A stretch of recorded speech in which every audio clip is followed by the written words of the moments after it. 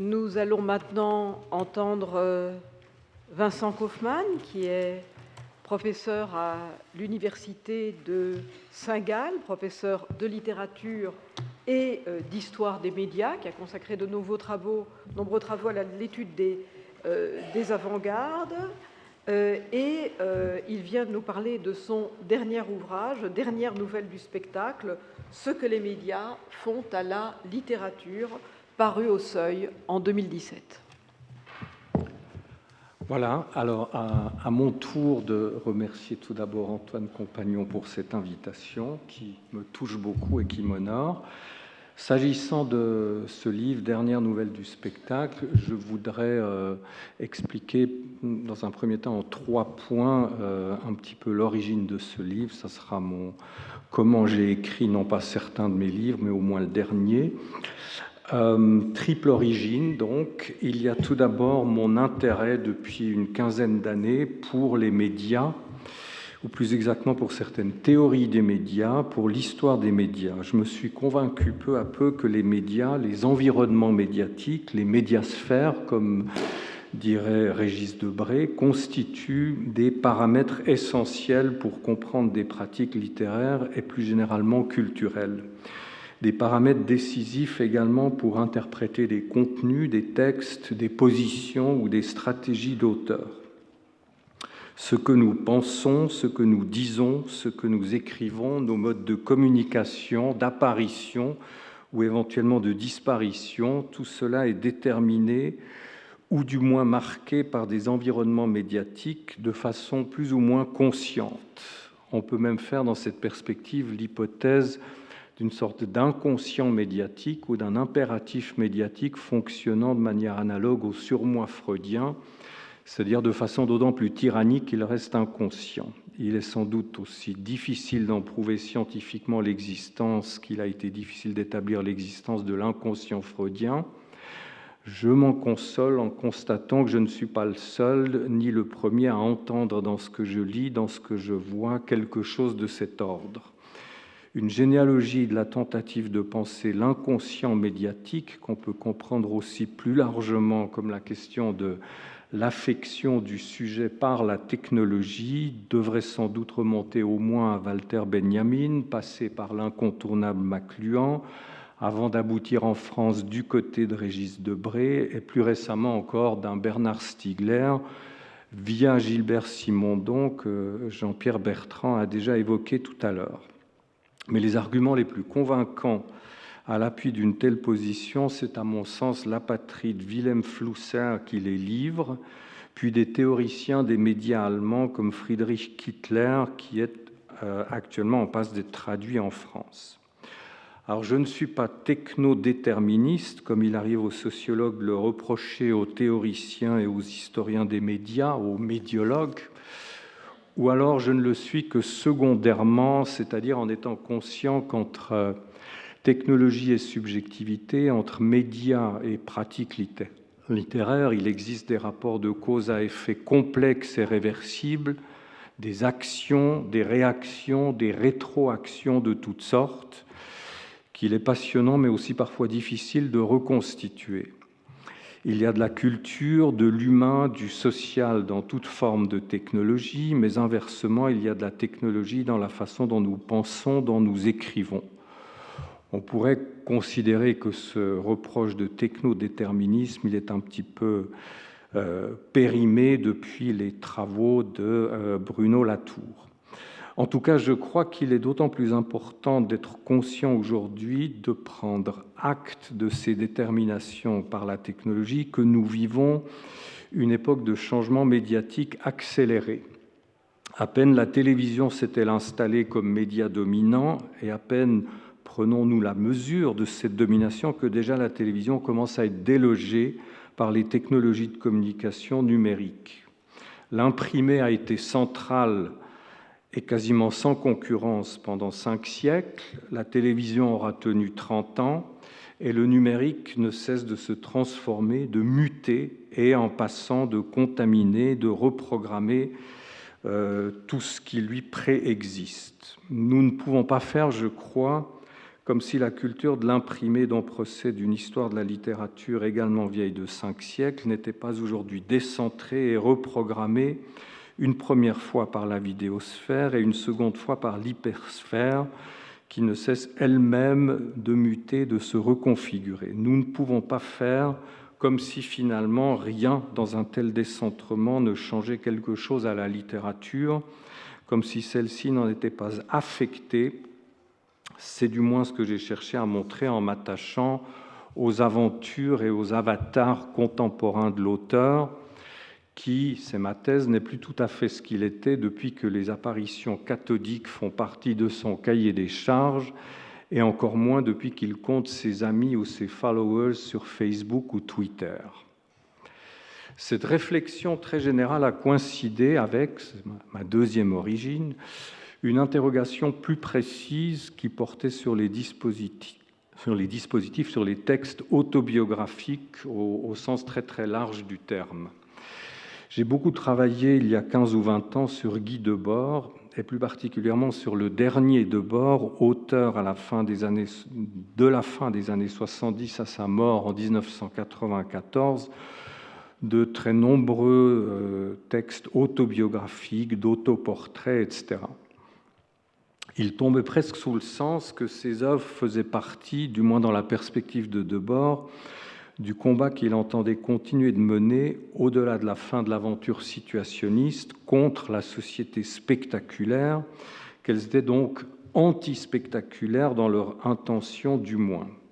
Par contre-coup, il fallait se demander également ce qu'était une autobiographie spectaculaire, ou par exemple en quoi les œuvres autobiographiques de Debord se distinguaient-elles radicalement de genres tels que l'autofiction, dont la montée en puissance est strictement contemporaine du Debord post-situationniste.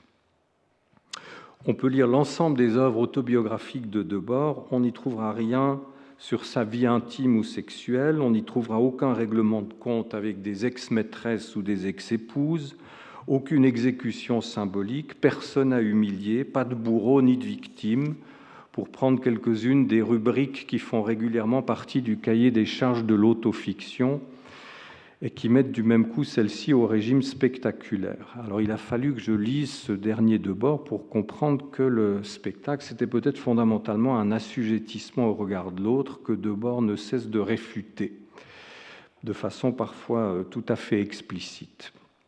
Le spectacle est un impératif d'apparition, mais c'est une apparition qui coûte, pour laquelle il faut payer de sa personne, en aveu intime, en humiliation, en agression, etc.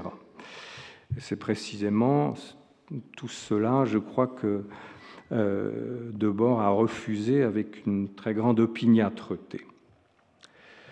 Troisième origine, mes réflexions sur le sens politique de l'aventure de la théorie littéraire, rassemblées dans un livre intitulé « La faute à Mallarmé », paru il y a 7 ans, où je m'essaye pour la première fois à la médiologie littéraire. La question que je posais dans ce livre, c'était en somme, qu'est-ce qu'on attendait, qu'est-ce que nous attendions, puisqu'il s'agissait aussi de mes propres années de formation, de la mouvance avant-gardiste, théorique, réflexive. Qu'en espérions-nous, quelles opérations, notamment politiques, la théorie littéraire devait-elle nous permettre d'effectuer? Il s'agissait donc d'une interrogation plutôt analytique qu'historique de la théorie littéraire. J'étais amené à constater dans ce contexte que la mouvance théorique réflexive participait d'une sorte de sacralisation de l'écriture et de la littérature, et ceci à un moment où, compte tenu de la montée en puissance de la télévision, l'autorité de la chose écrite, comme on disait alors, entamait une chute dont on ne voit littéralement pas la fin.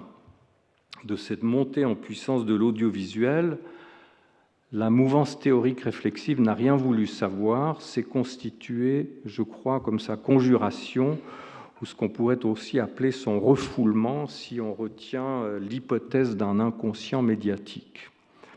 On a sacralisé l'écriture, le texte, comme pour ne pas prendre acte de l'insignifiance à laquelle les vouait le prestige nouveau de l'audiovisuel. On a même décrété la mort de l'auteur, glorieux sacrifice, pour éviter la banalisation de l'auteur aujourd'hui quand même assez avancé.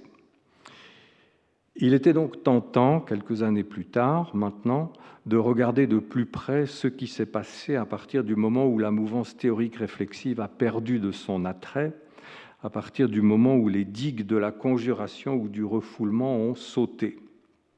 Dans Dernières nouvelles du spectacle, je pars en tout cas de l'hypothèse que, quelque part au tournant des années 70-80, ces digues ont sauté.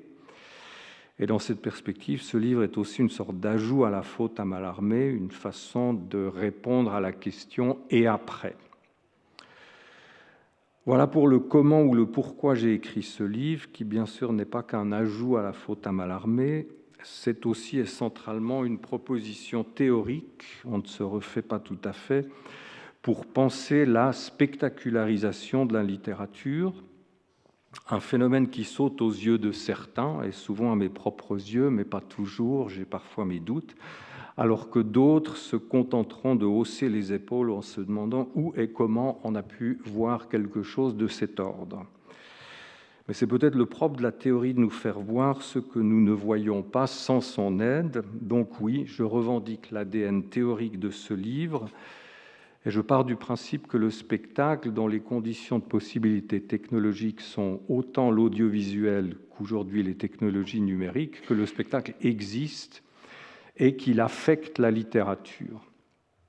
Je pense même que le spectacle existe plus que jamais, et que si du temps où Guy Debord a commencé à le penser, il était encore possible de sourire des implications complotistes d'une telle théorie, ou éventuellement de considérer que depuis la caverne de Platon, les progrès en philosophie étaient assez lents, le spectacle est devenu, dans le contexte de l'économie contemporaine de l'attention et de la visibilité, quelque chose de tout à fait objectif. Le spectacle n'est plus à comprendre comme l'hypothétique agent d'un pouvoir capitaliste occulte cherchant à nous persuader de toutes les manières possibles des charmes de la société marchande. Il roule désormais pour son propre compte. Du point de vue de l'économie, de l'attention et de la visibilité dans laquelle nous nous trouvons, il coïncide avec sa propre fin, puisque l'attention et la visibilité sont devenues en quelque sorte une nouvelle monnaie, puisqu'elle constitue un capital par ailleurs aisément monétisable. La visibilité est une valeur, a de la valeur, et donc il vaut la peine de se demander comment elle est produite, un peu comme on se posait autrefois des questions sur la production du texte. L'économie de l'attention, pour ceux qui ne sont pas familiers avec cette conceptualité, c'est quand même très simple à comprendre. Il suffit de reprendre l'énoncé très célèbre de Patrick Lelay qui définissait il y a un certain nombre d'années sa tâche comme directeur de TF1 comme étant de vendre du temps de cerveau disponible à Coca-Cola. C'est aussi simple que ça, l'économie de l'attention. Donc mon livre est une proposition théorique, une méthodologie pour penser le spectaculaire et non pas une introduction à la littérature contemporaine, il faut le préciser. Mais je suis conscient de ne pas en être quitte pour autant avec la question de l'extension de la spectacularisation de la littérature, sur laquelle les interrogations et les objections à mon livre ont eu tendance à se concentrer. Toute la littérature, quelle part, pourquoi tels auteurs et pas tels autres, pourquoi seulement ceux-ci et pas ceux-là. Alors après avoir expliqué pourquoi j'ai écrit ce livre, il me reste à rendre compte des raisons pour lesquelles un certain nombre de chapitres manquent et pourquoi je ne les écrirai probablement pas. Ma position en écrivant ce livre a été, je crois, celle d'un clinicien qui aurait découvert une sorte de maladie, la spectacularisation de la littérature. Alors, la métaphore est immédiatement problématique puisque l'idée de maladie implique un jugement de valeur. Mais en même temps, on ne peut pas exclure qu'il s'agisse effectivement d'une maladie, d'une infection, et donc je prends le risque, qui est également celui de passer pour décliniste, ce que je m'obstine à penser que je ne suis pas, mais peut-être que tous les déclinistes pensent qu'ils n'en sont pas. J'ai découvert une maladie, j'essaye de la décrire, d'en analyser les causes et quelques conséquences. Et pour en prouver l'existence, j'ai procédé à des biopsies littéraires, à de minuscules prélèvements sur les corpus de quelques auteurs pour qu'on puisse voir en somme à quoi le virus spectaculaire ressemble. Quelques prélèvements, quelques biopsies de rien du tout, quelques arrêts sur image comme je les appelle.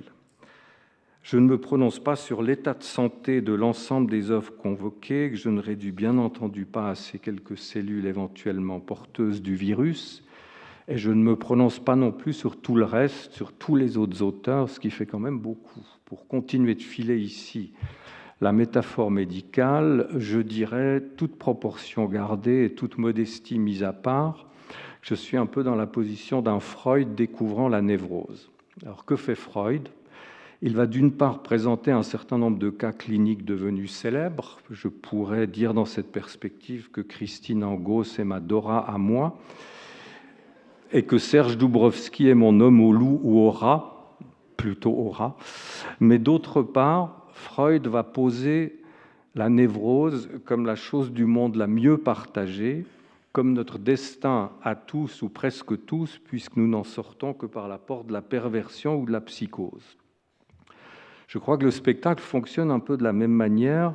On peut s'attacher d'une part à des auteurs qui produisent des symptômes de spectacularisation particulièrement spectaculaires et considérer d'autre part que tout le monde est aujourd'hui plus ou moins soumis à l'impératif spectaculaire, mais alors on arrive à un point, à une sorte d'aporie, à un point où le diagnostic va simplement perdre de sa pertinence et de son intérêt.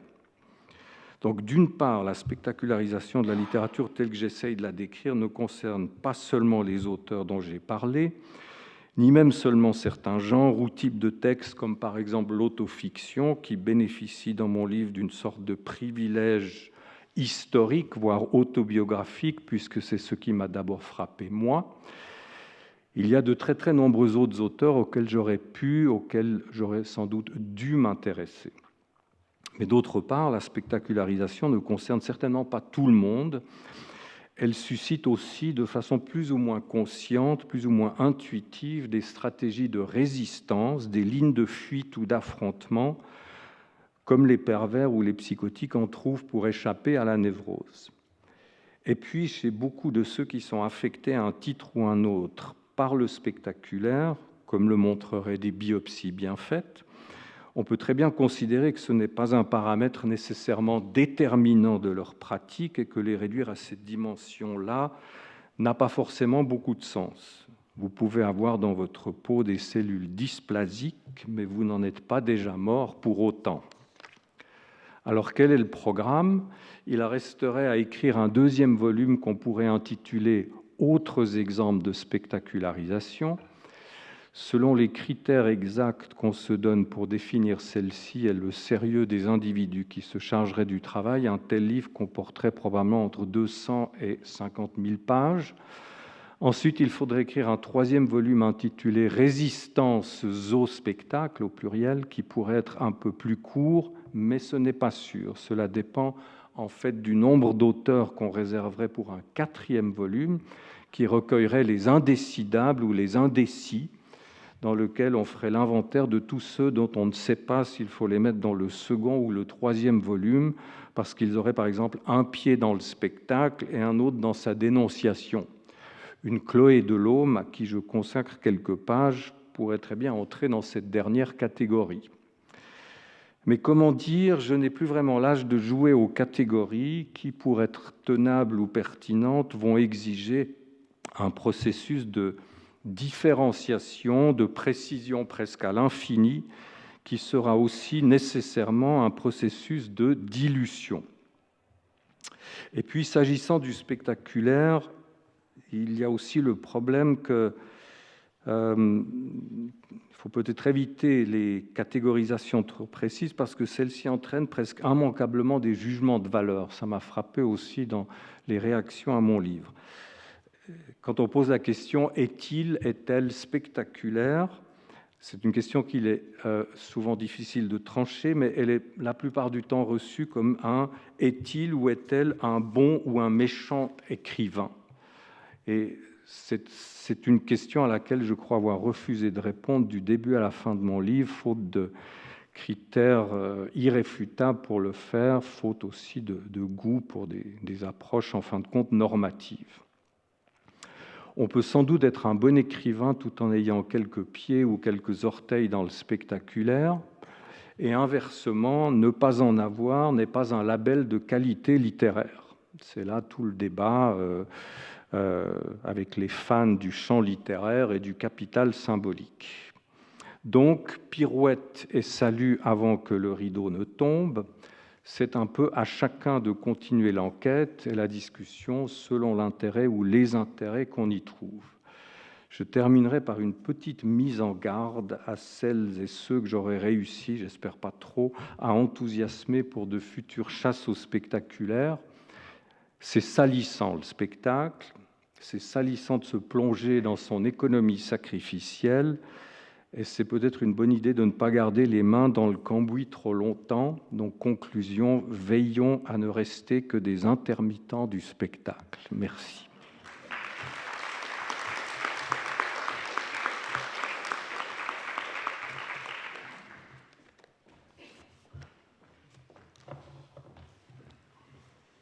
Merci beaucoup, Vincent.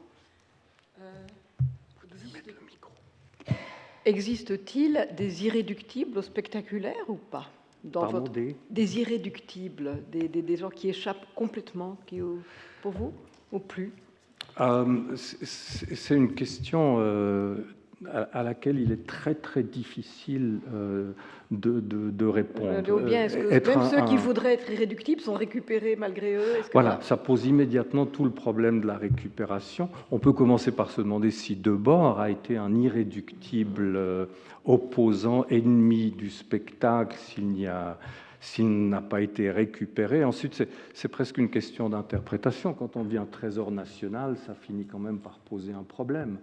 Même si être intégré dans le spectaculaire et bénéficier de cette gloire-là, d'être trésor national, c'est sans doute pas du tout la même chose. Je crois que vouloir identifier des auteurs qui seraient irréductibles, c'est presque impossible. Il y a sans doute des auteurs... Parce que s'ils sont irréductibles, eh ben, simplement, on ne les verra pas. C'est toute la question qui est impliquée par ma démarche et par ce genre de conceptualité. J'y faisais allusion tout à l'heure, c'est toute la question aussi du capital symbolique selon Bourdieu. Je pense que dans une économie de l'attention, telle que celle dans laquelle nous sommes aujourd'hui, l'idée de capital symbolique n'a plus beaucoup de sens. Et donc, dans une certaine mesure, on n'échappe plus à la visibilité. Alors, on peut gérer sa visibilité de toutes les façons possibles, mais il y a cette espèce de nécessité à être visible pour que ce soit simplement significatif. Bien sûr, on peut toujours miser sur le capital symbolique, mais si personne s'en aperçoit, parce que fondamentalement, plus personne n'en a quelque chose à battre du capital symbolique, eh ben, on ne va pas aller loin avec ça. Alors je crois qu'il existe des auteurs qui sont très forts pour analyser le spectacle et pour, à la limite, en jouer, pour le défier, pour le tenir en respect. Il y a des auteurs qui le font très très bien occasionnellement. Je pense à Pierre, j'allais dire Pierre Michon, par exemple. Par exemple, voilà. J'étais invité aussi à plusieurs émissions de radio à cause de ce livre. Et, dans une des émissions, ça pour illustrer un peu mon propos, le journaliste avait mis un extrait d'un des premiers passages de Patrick Modiano chez Pivot, dans Apostrophe. C'est génial, il ne termine aucune phrase. Il bégaye du début à la fin. Vous voyez ce que je veux dire, il ne dit rien, il ne termine aucune phrase. C'est l'anti-performance par excellence. C'est sa marque de fabrique. Donc, voilà, à ce niveau-là, en tout cas, une façon, je crois, de jouer chez lui, en l'occurrence, de façon assez consciente de cet impératif spectaculaire qui n'est bien entendu pas non plus réductible à des passages à la télévision. Et en même temps, je dirais que tout ce que vous évoquez, ce qui est frappant, ça a été, je pense, la disparition du capital symbolique. Vous évoquez Pivot, c'est la disparition de quasi toutes les grandes émissions, quoi qu'on ait pu en penser, de littérature, d'invitation d'écrivains. Exactement, il y a un parce que changement. Vous citez Modiano, mais enfin, voilà, Albert Cohen, ça reste inoubliable, par exemple, comme apostrophe. Alors, comment interprétez-vous parallèlement à ce spectacle grandissant, la disparition des lieux institutionnels du spectacle littéraire à la télévision? Il n'y a plus de grandes émissions littéraires, quasiment plus. Vous voulez dire aujourd'hui, oui, ou à l'époque de Pivot? Aujourd'hui. Je crois que ça demanderait qu'on fasse toute l'histoire de la télévision. Je crois que l'histoire de tout média, c'est l'histoire d'un progrès, d'une capacité de ce média de trouver ce qui fait vraiment sa force. Et il y a cette très belle histoire des émissions littéraires qui a été écrite par Tudoret, où on voit très bien l'évolution. Dans un premier temps, jusqu'à peu près à Apostrophe, la télévision est très respectueuse de la littérature, de l'écrit. C'est l'époque où la télévision se rend chez les écrivains, on leur rend visite à domicile, on les voit dans leur bureau, on les voit écrire, enfin, il y a toute cette mise en scène des rituels de l'écrire. Et puis après, avec Pivot, eh bien, ce sont les écrivains qui se déplacent, c'est déjà un changement, c'est déjà un tout autre rapport Cohen, de force. Crois, justement. Je crois qu'il oui, il y a eu quelques dans sa robe de exceptions, chambre rouge, etc. Mais globalement, ce sont les écrivains qui vont se déplacer dans les studios pour des émissions littéraires, et peu à peu, on va aller vers des émissions où ils sont invités en compagnie d'un sportif, d'une starlette du porno et d'un acteur. C'est-à-dire, ils sont là, ce sont de purs employés d'une économie de la visibilité. Je me souviens une fois d'avoir regardé par hasard un 31 décembre un bout d'émission sur TF1, il y avait Frédéric Beigbeder qui passait une demi-heure, c'était juste pour faire 3 plaisanteries. Ça n'avait mais strictement plus rien à voir avec la littérature. Donc on va vers une sorte d'économie générale de la visibilité avec la télévision. Et plus la télévision va dans ce sens, moins il y a évidemment de formats spécifiquement consacrés à la littérature. Ce que la télévision fait le mieux, finalement, c'est de montrer des gens qui vont parler d'eux-mêmes, qui vont parler de leurs souffrances, qui vont s'exposer. Il y a eu une coïncidence magnifique pour moi. Le jour où j'ai fait mon service de presse, c'est le jour où a été enregistrée l'émission avec l'esclandre de Christine Angot avec Sandrine Rousseau. Et je ne sais pas si vous vous souvenez de ce que Christine Angot reprochait à Sandrine Rousseau centralement, c'est « je vous interdis de parler au nom des femmes ». Je crois que ça peut être le résumé du discours spectaculaire, c'est on n'a pas le droit de parler au nom d'eux, on est là pour parler de soi. Et si vous écoutez Christine Angot, tout ce qu'elle dit, semaine après semaine, c'est ça. Elle félicite les gens, ah oui, vous parlez de vous, vous êtes authentique. C'est toujours des certificats d'authenticité qui sont distribués. On est au cœur du spectacle avec ça, parce que c'est évidemment le contraire d'une authentique authenticité. C'est une rhétorique, cette histoire-là. Mais parler au nom d'eux, c'est-à-dire tenir un discours politique, par exemple, voilà, ça ne convient pas du tout à la télévision, fondamentalement, parce que quelqu'un qui parle au nom d'eux, il parle au nom de quelque chose qui n'est pas là. Alors pourquoi il viendrait à la télévision? Quand on est à la télévision, c'est pour se montrer, pour parler de soi. D'où aussi cette congruence entre l'autofiction et la montée en puissance de la télévision. Apostrophe commence en novembre 1975 et le label autofiction est inventé par Doubrovski en 1977.